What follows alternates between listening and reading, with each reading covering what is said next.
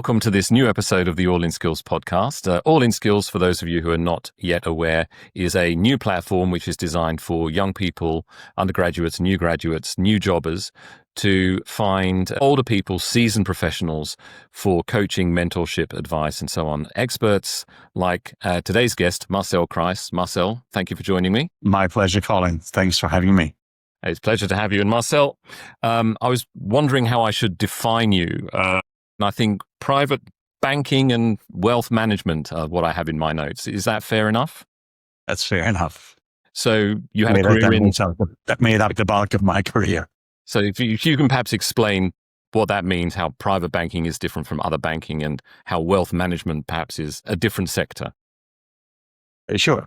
Private banking is the business of dealing with individual people's personal finances and wealth. And the idea is to help them make right decisions when it comes to investments, when it comes to the arrangement of their affairs, be it through wills and through estates and, corporations to limit liability, etc. So it's a comprehensive service for people of means to manage their individual private financial affairs. I don't know that you started out in economics or finance. Well, what's your educational background?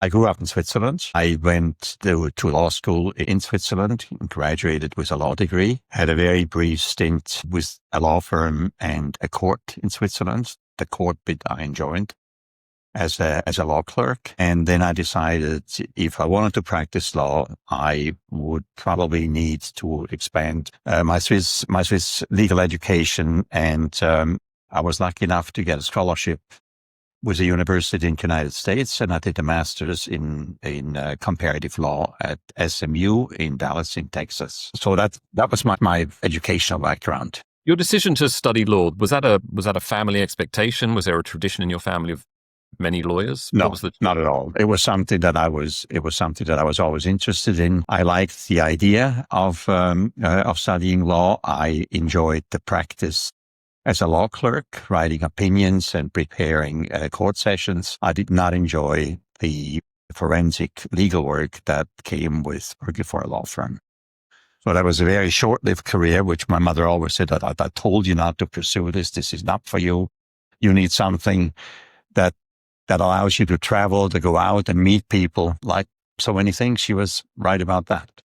You grew up in Switzerland. Can I ask, at the point where you were accepted to Dallas, what was the state of your English? My English was okay the very first time I went to the States. I was also an exchange student with the American Field Service back in 1969. And my English was fairly basic at the time, but a year with an American family and a year in an American high school in year 12, that made a big difference. And I continued to read English, improve my English.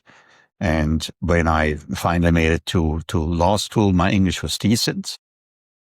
I did not realize how rich a language it is until we got our homework of reading 4 cases, summarizing them, that I realized that there was a lot more to English than just conversational and sort of literary English. But it was okay. It was good enough. So following your studies in Dallas, what was your next step? Well, I moved back to Switzerland and I had enough of school. I was 28 at the time, and the choice was, do I continue with a legal career, which I had some reservations about. That would have meant passing the bar exam and writing a thesis. In Switzerland, if you wanted to practice as a lawyer, a PhD was almost non-negotiable. That would have added another 2 years of studying, no pay. And I opted to pursue a career with a company, either in banking or insurance. And at the time, this goes back to 1980, 1981. Switzerland was a terrific place to find jobs for somebody with a graduate degree. I ended up finding a job through friends of mine at Swiss Reinsurance, which was a very short-lived experience. 3 months is how long I lasted. It felt like being buried alive. And we can talk about why I felt that way later on. But anyway, after the Swiss Re, I joined Citibank in Zurich in private banking. And that pretty much set the stage for my career for the rest of life. So reinsurance, even today, a lot of people are not very clear about it. Of course, there's a famous building in London. Is that the Swiss Re building, in fact? I always forget. It probably is. Swiss Re has got a very beautiful building on Lake Zurich. It's probably very different today from what it was at the time. But at the time, I felt you joined a fairly staid Swiss company with a very strong Swiss large corporate culture. They took in young graduates, prepared them for life in reinsurance business. And they were very quick to tell you that it takes you at least 7 years to learn all about reinsurance. And I felt that was a very long time for somebody in a hurry to make an impression. And there was no training except just on the job work. You bided your time. You really bided your time. And I had no interest in reinsurance. So off you went to an American banking corporation based in Switzerland. Based in Switzerland, in Zurich, yes. And were you based in Zurich for a long time with Citicorp? I was based in Zurich from 1981 to 1983. Citibank was a fantastic employer. It was a very relaxed atmosphere. Informal, even though yes, it was an American bank, but it was managed by Swiss. Pretty much everybody was on a first name basis, which in those days was a bit unusual in Switzerland still. It offered young graduates a career opportunity from the get-go, lots of training, lots of opportunities, gave me individual accountability and responsibilities. I had a great team. I had a great boss who, when necessary, pulled us back on the right track. And it afforded me an opportunity to go and live overseas, which is something that weighed in my consideration not to pursue law as well, because ever since my year in the United States in 1969, Switzerland was a little bit too small. And I couldn't see myself spending the rest of my life in Switzerland. So Citibank was a perfect gateway professionally for international exposure. And it afforded me an opportunity to choose if I wanted to go overseas. There was New York and there was Asia. And I chose Asia at the time. And so you were given the choice. Well, yes, you were. I had two offers. I had one offer to go to New York and cover the Latin American market, mostly Mexico. And I had an opportunity, because there was an opening in Hong Kong, to go to Hong Kong as a private banker, taking over a mixed book of clients from South Korea, Thailand, Brunei at the time. And I opted for Hong Kong. I figured that the States I had seen, Asia was what really attracted me. That's quite interesting, because the time you're talking about is pre-Asian Tiger. The British were still in Hong Kong before the great boom in China. So clearly a very different time in the world economy, and certainly in that part of the world. How was it for a young Swiss man to pack himself up and go off to Southeast Asia and start work? Well, I mean, Hong Kong was an extremely vibrant and exciting place to go as a first posting in Asia. It was challenging culturally. It was challenging because they were the Caucasians. They were the people who spoke English, but most of the Hong Kong Chinese at that time did not speak English. Even in the bank, secretarial support was challenging at times, because as a relatively junior person in the private bank, you didn't get to pick your assistant. And mine, for example, had big problems speaking English. But it was fascinating because it was different. And I was always interested in Asia from a historic perspective and from a living experience. It was a fantastic place to live. It was exciting.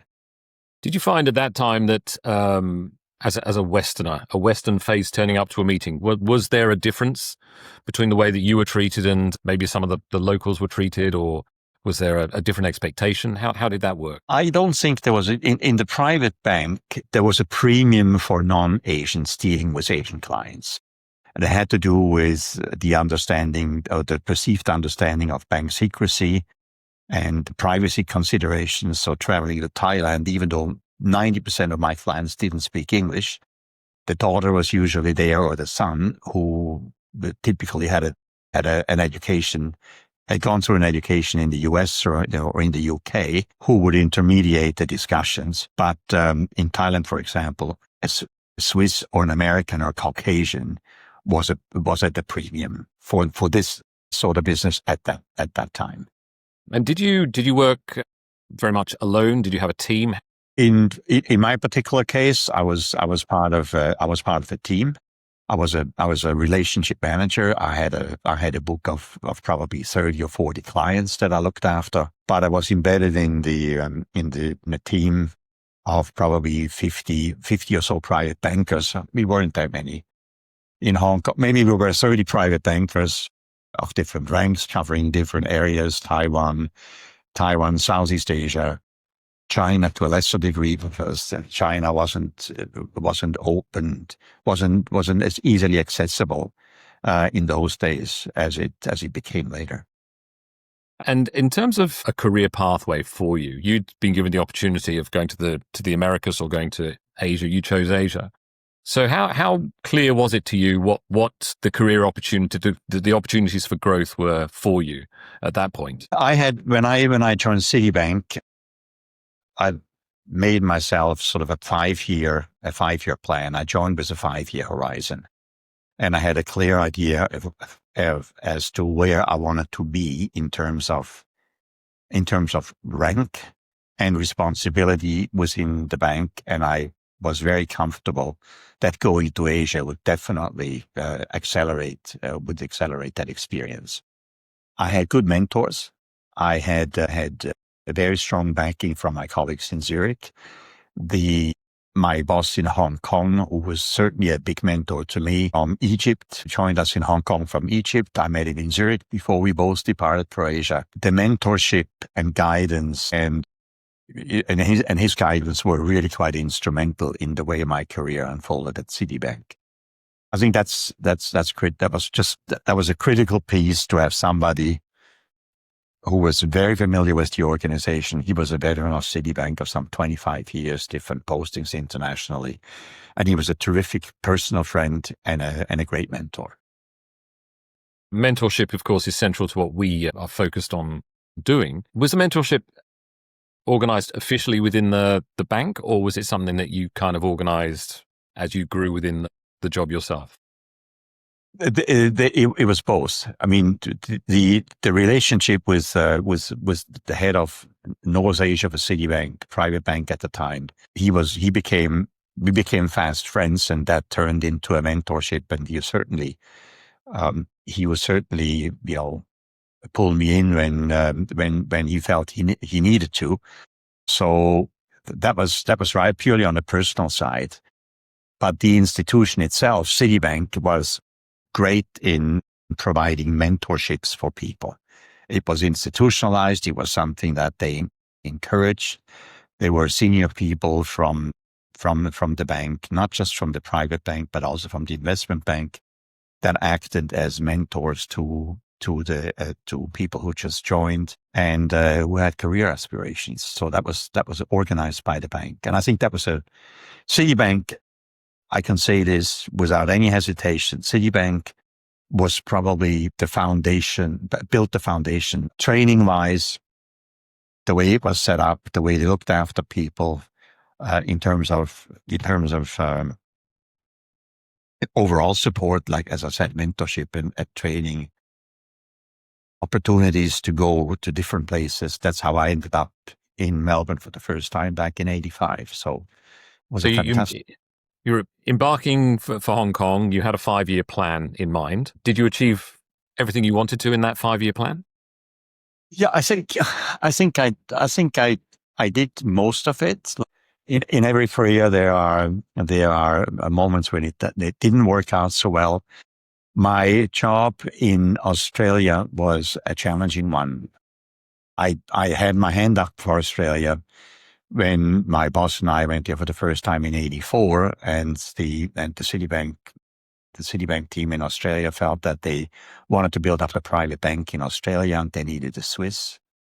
I guess private banking and wealth management is part of the package when we were born. So they thought it was mission impossible for what we set out to do. Offshore private banking was not something that the Australian government encouraged. The domestic private banking setup that we tried to achieve was impossible for legal reasons. And I basically spent a year and a half here achieving much at all. And there was also a change in strategy on the management side. And at the end, I decided after 18 months that there was no future for me at Citibank in Australia. And I decided to leave.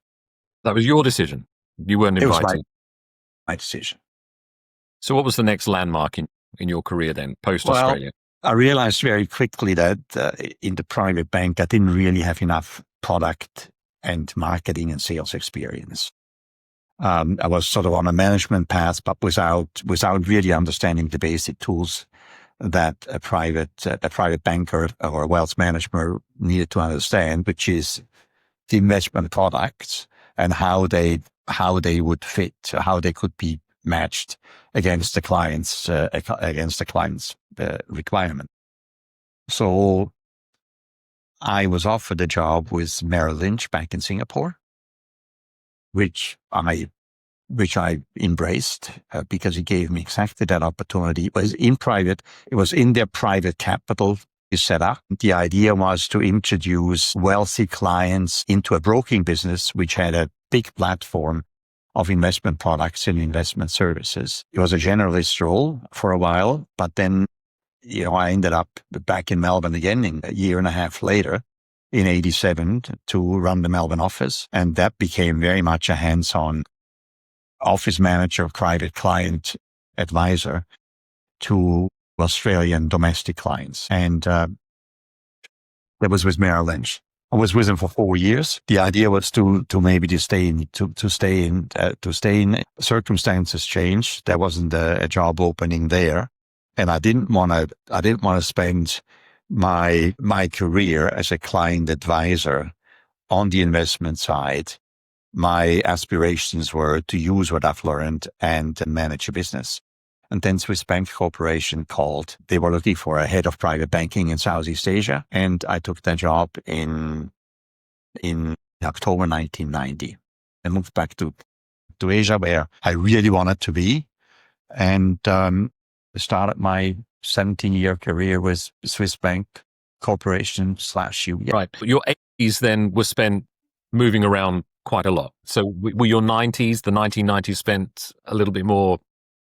Were you more sort of situated in one place, more anchored? I did spend 7 years in Singapore from 1990 until the end of 1997. So you were there for Barings Bank? Yes, I was. It was a very exciting time. It was an exciting time for our business. It was an exciting time, I think, for Singapore as a place of wealth management and private banking, which was just finding its groove. There were a few accidents like Baring Brothers. The MAS, the regulatory authorities in Singapore made it very sure that you were under no illusions that trespassing and a cavalier attitude to banking and client money management was not going to be tolerated. And of course, this coincided now with the rise of the Asian tigers. So that's right. The importance of ASEAN and they were the place to be, right?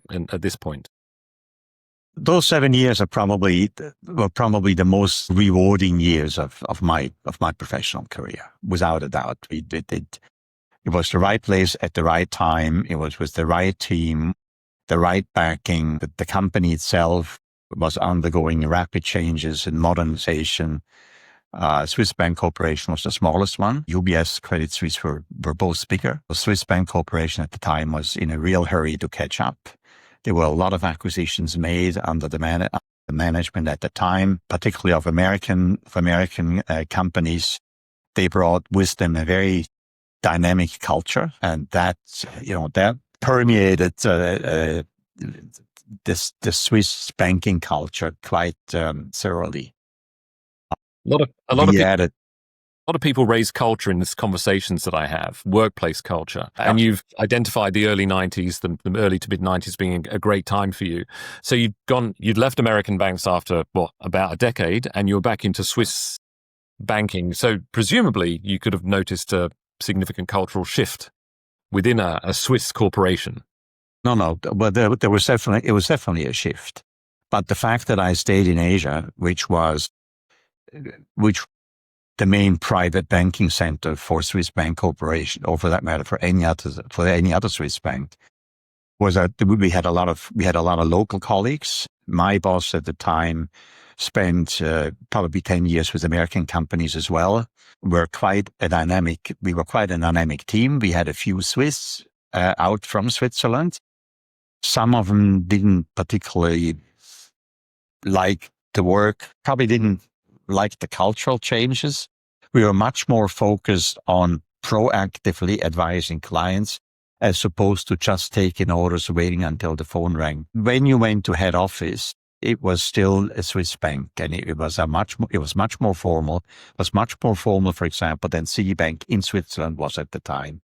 Again, I was really fortunate. I had a great mentor at head office who ran the international part of Swiss private banking, Swiss Bank Private Bank. They liked what they saw. They liked the dynamism. They liked the fact that we were very proactive in our interactions with clients, and it brought results. We grew our asset base rapidly. Revenues grew rapidly. We broadened the product offering substantially. We brought in American colleagues or Asian colleagues from American banks with different product knowledge, and that suited the Asian client base quite well. They wanted to promote discretionary portfolio management, which was always the mainstay of a lot of the Swiss banks, because that was the most lucrative and the most efficient way of managing money from clients that were 10 time zones away. But when we booked assets in Switzerland and later on in Hong Kong, it was much more immediate, and a lot of the clients didn't want to have discretionary management. They wanted to have a say how their assets were invested, and we had the products. I remember that very well.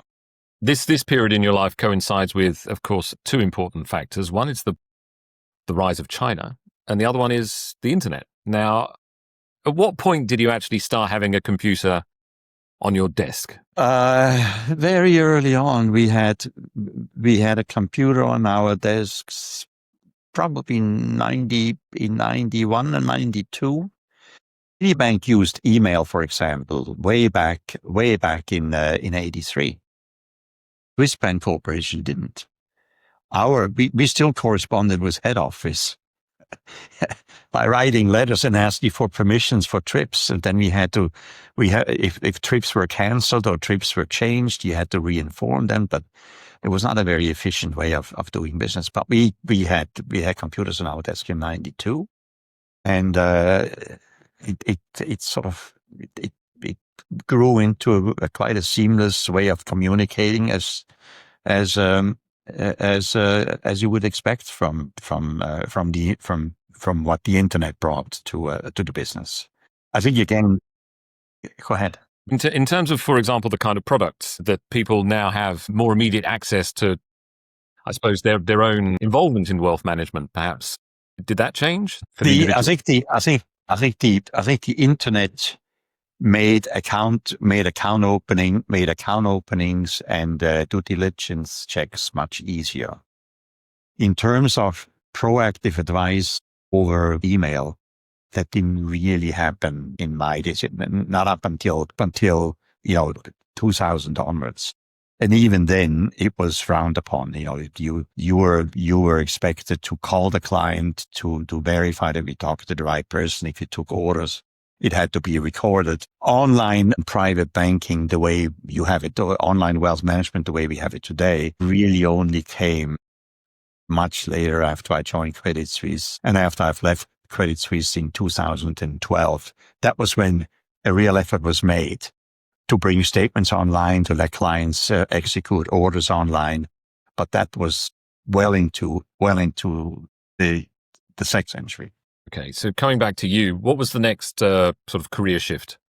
The career shift after 7 years in Singapore, which sort of culminated with an acquisition that I was privileged to lead in many ways. We bought the Standard Chartered private banking business in 1997. I had my hand up for a new job. I guess the 7-year itch sort of kicked in, and there was I wanted to go back to Australia, and Swiss Bank owned 50% of Potter Warburg. Swiss Bank owned 50%, owned SG, bought SG Warburg, and Warburg in turn owned 50% of Potter Partners. And it was a domestic business, and it had a great franchise, and it had a strong investment banking backing. And I always felt very strongly that we could do something in Australia that offered clients a broader offering than just stockbroking, which was the wealth management. So I ended up at running Potter Warburg for Swiss Bank Corporation just about a week before the UBS SBC merger happened. The management changed. I thought, based on a very successful 7 years in Asia Pacific, that Potter Warburg would be a challenge I could handle. I found out very quickly that it was a challenge that was bigger than I had ever expected. It required repositioning a retail stockbroking business into a wealth management offering where advisors were paid salary and bonus as opposed to commission. Was a bridge too far. It went completely against the grain and the profile of the stockbrokers, of the advisors that we had. I knew very little about IT and ops, because in the private bank in Singapore, that was taken care of by the bank, mostly by the investment bank. And I found that not knowing operations, IT ops, made it very difficult hiring competent people to make up for that lack of knowledge. It was a really challenging 2 years, not helped by the fact that there were changes in the strategic direction a couple of times. And at the end of the day, I was asked to relinquish my CEO role. Somebody else was put in charge. They didn't want me to stay on as a private banker, which I thought was completely nonsensical. And I decided to leave at the time. Again, major changes in the UBS Swiss Bank top management coincided and made things difficult. And they persuaded me to go back to Singapore to head up Southeast Asia for the newly formed Swiss Bank UBS private banking business. And again, I went right back to Singapore, which I loved as a place to live and work. The changes as a result of the merger were immense. Whereas before we had individual freedom to decide pretty much what was good for the business with strong personal accountabilities, now the processes kicked in and things were done by the book, and done, you had a lot more cooks adding their ingredients to the decision making. So when you went back to Singapore, what was your role, and can you explain where you were in terms of the hierarchy of the organization? How many people answered to you, who you answered to? Sure.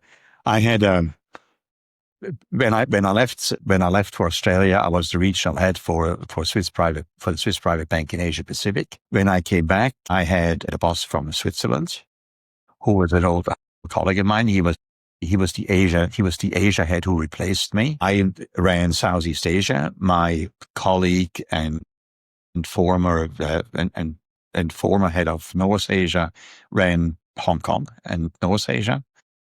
I had a team of probably 8 direct reports.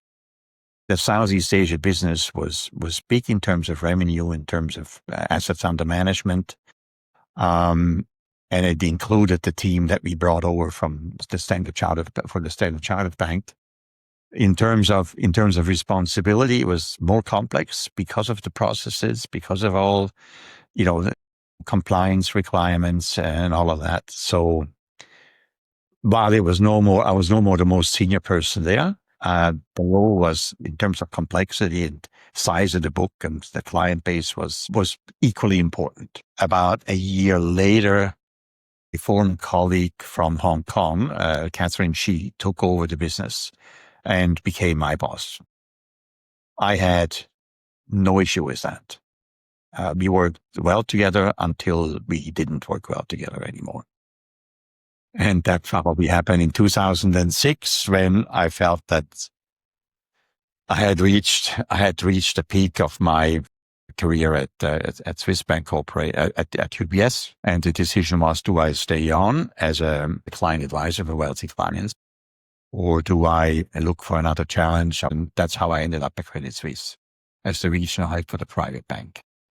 Did you have a voice inside you saying, I should go back to Switzerland and go to head office and start running the show from there? Or? I had a voice saying, don't do that. Don't go there. I had opportunities. My mentor and old boss at Swiss Bank Corporation said, if you want to make a career at this bank beyond where you are, beyond regional head Asia, I think it would be good if you spend a couple of years in Switzerland, to get to know your colleagues better and to get to know what else is going on, because, head office is head office. And what we had in Asia was, we had all the ingredients of head office, but it was on a smaller scale. And I think that sort of brings me back to one point. I like some of Clint Eastwood's sayings, but the one that I like most is, a man's got to know his limitations. And in a positively phrased, I know what I wanted, and I particularly knew what I didn't want. I wasn't good at politics. I was not very good at always separating the issue from the person. And if you're not good at that, being at head office, which was far more political, then being out in Asia, smaller pond, bigger fish, I didn't think I would survive and prosper there. So I didn't want to go back. So it wasn't just a question of the weather. There were other factors too. The weather didn't even enter the conversation. Was this your final role then, when you, in 2006, 2007? When I moved to Credit Suisse, yes. What attracted me was at Credit Suisse, that it had a fantastic name recognition. It was widely seen by us by us bankers, and as a serious competitor. It had a strong investment banking culture, which in Asia, for the clients that we wanted to attract, was important, because many of our very large clients, they ran businesses. They parked some of their private money with the private bank, but they also wanted to be supported in their business opportunity. That became quite obvious after the Asian crisis. Citibank, again, was a forerunner there, and Credit Suisse had a very strong investment banking / wealth management private banking culture, which I thought was great. And it was a bit of a private banking business in turmoil, where I felt that with the experience that I had previously at Swiss Bank and at Potter Warburg, would help set up the Australian private bank, which is now, ironically, UBS private banking, which I tried before through Potter Warburg to set up. It comes in swings and roundabouts, I guess. Vindication. That's exactly right. And we set up the private bank in Japan. And again, it was a question of right place, right time. At UBS, we set up the private banking business in Japan. Took a long time to break even. Credit Suisse, when we did it, we had the advantage of having of being able to hire some experienced people from UBS to help us set it up. And the business became profitable very quickly. An interesting challenge. And I left at the end in 2012 when I moved to Australia to be actively involved in private banking, even as the chairman, as I was at the time, didn't really make a lot of sense. So we decided to part company 2013. Closing out your career in private banking.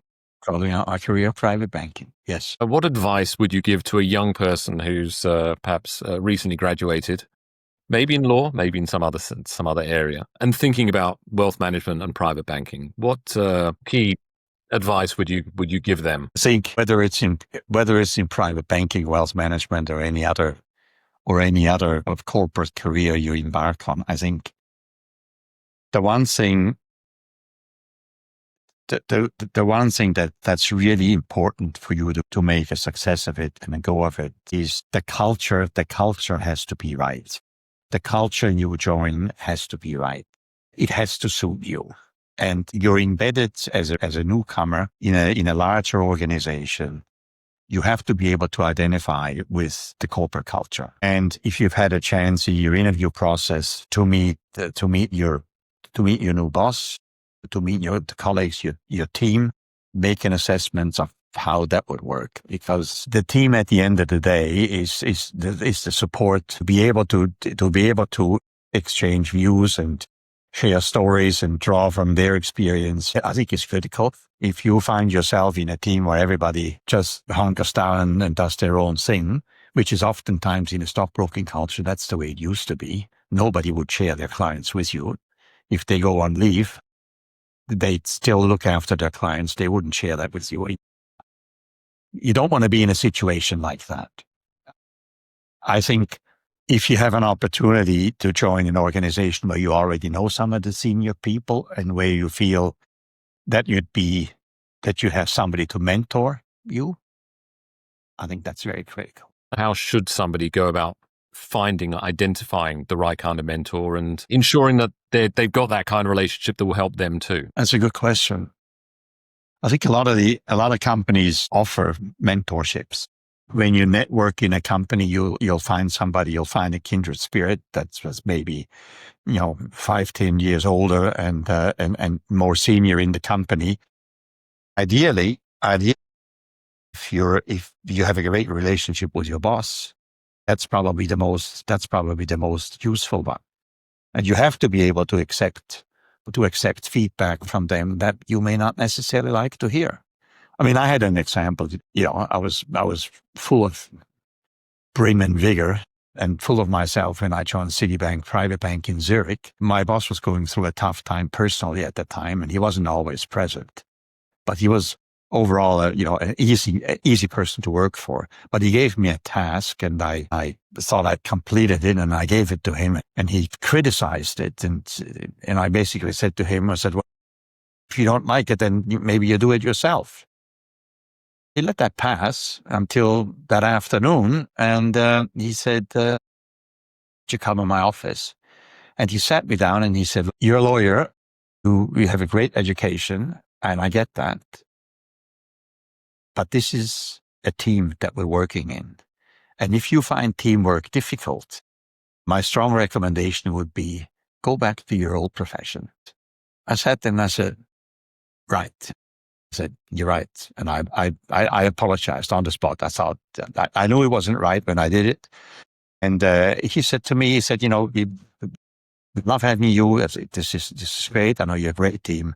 But if you cannot be a team player, this is not the place for you. And I think sometimes, no pussyfooting around. It's good to be called up. Everybody with aspirations and everybody who's ambitious sometimes steps out of line, and you need somebody to pull you back in. And I thought that was an extremely useful session. Happened a couple of times later on as well. I think that's important. That's why I said that if you have a relationship with your boss that's both friendly and professional, that's probably ideal. Marcel, thank you very much for your time. It's been fascinating, and we'll speak again. Thank you. Thank you, Colin. Thanks a lot. Thanks for having me.